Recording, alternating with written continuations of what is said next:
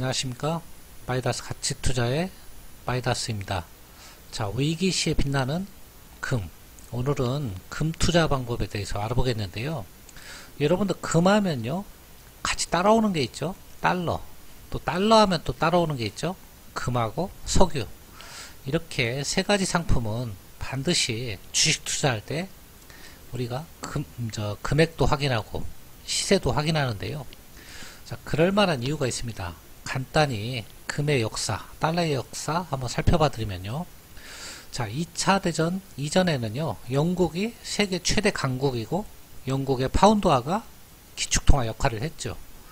그런데 2차 대전이 발발하면서 전 세계의 금이 다 미국으로 가게 됩니다. 그래서 미국의 전 세계 금 보유량의 80% 이상이 쌓이게 되죠. 2차 대전이 끝나고 미국이 제안을 합니다. 야, 전 세계 금의 80%를 가진 우리 달러를 이제 기축통화로 하자. 그렇게 하면 우리가 달러 이꼴 금 이렇게 보장을 해줄게. 이렇게 해서 탄생한 게 달러 기축통화고요. 그 달러 기축통화를 만들어준 그 체제가 브레튼 우주 체제입니다.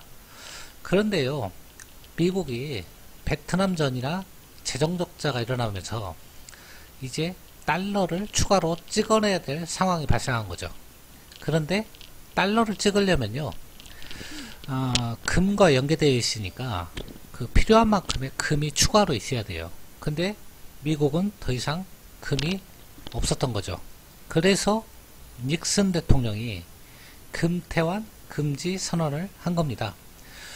이제 달러가 실질 가치를 보유했었는데요. 금이라는 근본이제, 이제는 달러도 종이 쪼가리에 불과한 거죠. 그러니까 이제 미국에서는 이제 기축통화로서의 지위가 상실될 위기가 처했는데요. 자, 그 위기를 극복하게 된 게 바로 석유입니다. 미국의 그때 헨리 키신저라는 사람이 사우디하고 협약을 맺는데요. 우리가 니네 안보를 지켜줄게. 니네는 석유 결제를 달러로만 해라. 이렇게 협약을 맺습니다. 그래서 사우디가 모든 석유 결제를 달러로 결제하기 시작하면서 그 이후로 다른 중동 국가들도 달러 결제가 시작되었고, 그래서 달러는 다시 기축통화의 지위를 확보한 겁니다. 그러니까 쉽게 생각하면 금과 달러는 처음에는 한 몸이었다가 떨어졌고요. 그 다음에 미국이 기축통화의 지위를 회복하기 위해서 찾은 것이 짝이 석유다. 이렇게 생각하면 쉽습니다. 여러분, 금의 역사, 석유의 역사를 알면요, 최근 금세기, 20세기, 21세기 패권의 흐름을 알 수 있고요. 그 다음에 분쟁의 원인도 다 관련이 돼 있고요. 그 다음에 세계 역사의 흐름도 어느 정도 파악이 가능합니다. 굉장히 흥미롭고 재밌는 분야이기도 합니다. 자, 얘기가 길어졌는데요. 오늘은 금 투자 방법에 대해서 이제 알아보는 시간을 갖도록 하겠습니다. 자, 금 투자 방법에는요, 네 가지 방법이 있습니다. 첫 번째가 실물 거래, 바로 골드바를 사는 거죠. 두 번째는 골드뱅킹, 금 통장이고요. 세 번째는 금펀드, ETN, ETF, 이렇게 이제 증권사에서 판매하는 펀드라든가 상장지수, 채권이나 펀드를 사는 거고요. 네 번째로는 거래소, 금시장에서 금을 거래하는 겁니다. 그럼 각각의 방법이 있을 건데요. 간단히 살펴보면, 자, 실물을 사는 거. 여러분 알잖아요. 누구든지 금은방을 가든지 인증된 금 거래소에 가든지 금을 살 수 있잖아요.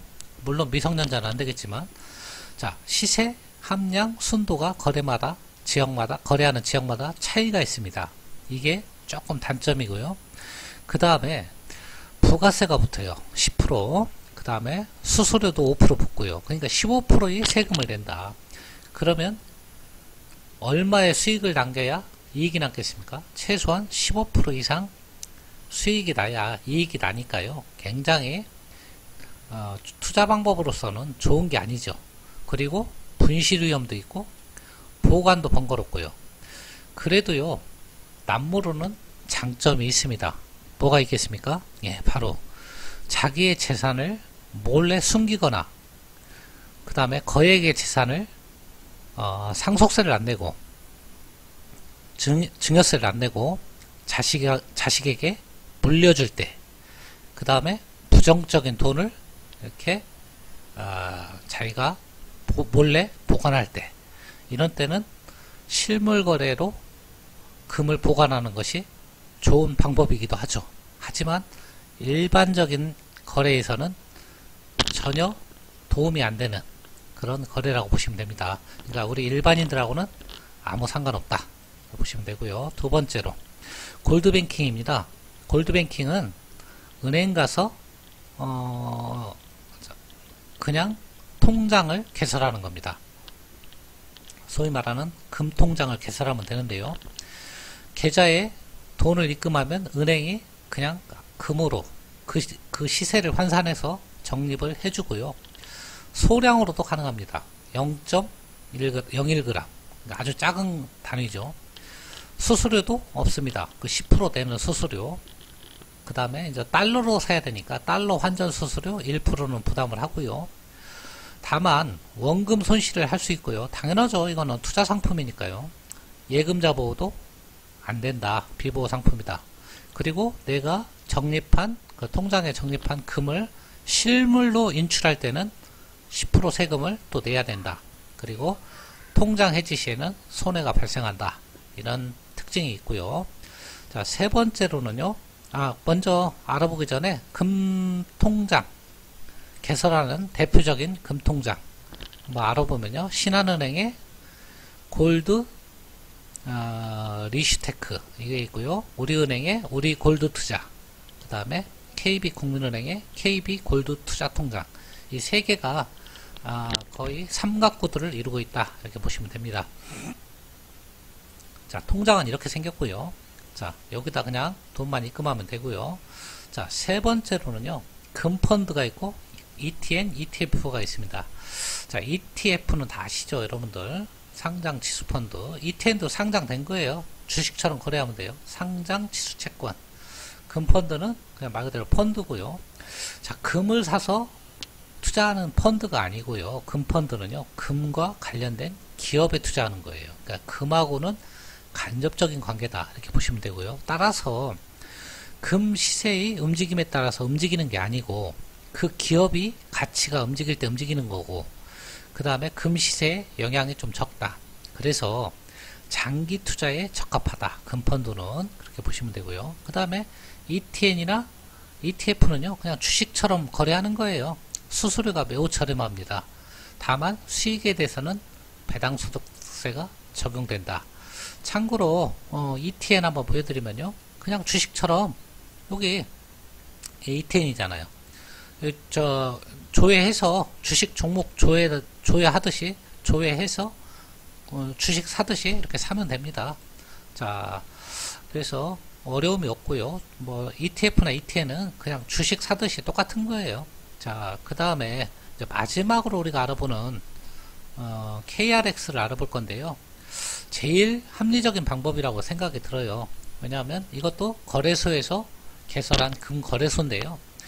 자, 왜 합리적이냐면 일단 1g 단위로 거래를 한다.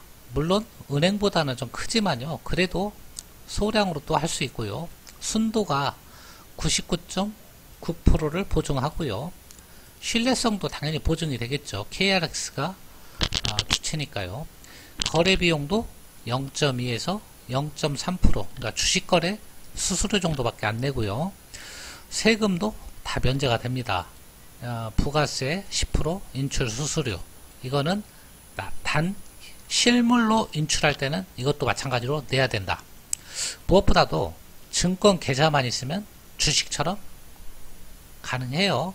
증권 계좌 별도로 현금 계좌를 개설해야 되는데요. 비대면으로도 가능하다고 하니까요. 증권사 갈 필요도 없이 HTS에서 신청해도 되는 것 같습니다. 거래 시간은요, 9시부터 3시 30분이니까 주식하고 똑같고요. 금융소득 종합과세도 제외가 된다. 여러 가지 혜택이 있습니다. 좀 더 KRX 혜택을 살펴보면요. 일단 세제 혜택, 부가가치세 면제, 이거 10% 면제된다고 그랬죠. 이건 다 골드뱅킹도 마찬가지예요. 인출시는 다 과세를 하고요. 양도 배당소득세까지 면제다. 아까 ETN, ETF는 배당소득세를 낸다고 그랬죠. 관세 면제, 이건 뭐 해당은 안 되죠. 개인하고는 기업이 해당이 되는 거고요. 법인세, 사업소득세, 세액공제, 뭐 이것도 개인한테는 해당이 안 되는 거다. 이렇게 보시면 되고요. 그럼 간단히 지금까지 살펴본 네 가지 투자안이 있는데요. 실물은 빼고요. 왜냐하면 실물은 개인들이 투자해서는 아주 나쁜 방법이죠. 재산을 빼돌리거나 숨기거나 자식한테 상속세 안 내고 상속하거나 뭐 이런 특수한 용도 빼고는 실물을 보관해서 투자하는 것은 어리석은 거기 때문에 빼고요. 나머지 세 가지 살펴보면요. 먼저 은행에 골드뱅킹 통장을 만드는 것은요. 고시 가격이 제일 싸다는 얘기는 금을 그래도 좀 제일 싸게 살 수 있다. 그 다음에 단점으로는 수수료가 좀 비쌌죠. 그렇게 보시면 되고요. 자, 펀드나 ETN, ETF는 수수료가 적고요. 매매가 편하죠. 주식처럼. 다만 차익에 배당소득세가 붙는다. 보시면 되고요. 마지막으로 제일 유리한 방법인 것 같아요. KRX가 수수료가 저렴하고요. 세제도 혜택되고 거래도 편하죠. 증권사 계좌만 있으면 되니까요. 자, 인출 단위가 다만 좀 크다. 근데 인출할 일이 없잖아요. 이거 1kg 단위로 인출하면 세금이 엄청난데 그 인출하겠어요? 그냥 차익만 먹고 팔고 사고 하면 되는 거니까요. 우리가 금투자로 제일 유리한 방법은 제가 볼 때는 KRX 방식이 제일 유리한 것 같다. 이렇게 설명을 드리고요. 자, 그럼 마지막으로요. 금투자 시 우리가 고려사항 한번 설명을 드리겠습니다. 금은 뭐하고 연계되어 있다? 달러하고 연결이 되어 있다고 그랬잖아요. 처음에 한 몸이었어요. 달러하고. 한 몸이었다가 떨어져 나간 거예요. 닉슨이 금태환 금지 선언을 하면서 서로 떨어져 나갔는데요. 그래서 이제 달러와 금은 서로 반대가 된 거예요. 달러 가치가 올라가면 금 가치는 떨어집니다. 이것을 상대 가치라고 그래요. 왜냐하면 달러가 떨어졌기 때문에 상대적으로 금값이 올라가고 달러가 올라갔기 때문에 상대적으로 금값이 떨어진 거예요. 그러니까 상대적인 개념이다. 이렇게 보시면 되고요. 그러니까요. 달러가 강세일 때는 금값이 싸겠죠. 그러니까 강세일 때 사서 약세일 때는 금값이 비싸겠죠. 비쌀 때 팔자. 지금은 달러가 강세 기조입니까? 약세 기조입니까? 약세 기조이죠. 지금은. 그러니까 지금은 금값이 비쌀 때 사실은 보통 투자할 때는 쌀 때 사서 비쌀 때 사는 거니까요. 지금이 더 물론 조금 비싸긴 한데 더 올라갈 가능성이 있다면 또 사도 되는 거죠. 지금 금사란 얘기는 절대 아닙니다. 다만 원칙이 이렇다. 설명을 드리는 거예요. 달러와 반대로 움직이고 달러는 약세로 가려고 하고 있다. 근데 여러분 참고하실 게 달러가 자꾸 약세로 가려고 하는데요. 근데 가지지가 않아요. 잘. 그죠? 미국은 트럼프는 자꾸 달러 약세를 추구하는데요. 추구하는데도 달러 약세가 잘 안 가요. 금리를 내리고 별짓을 해도 잘 달러 약세로 안 가고 있습니다.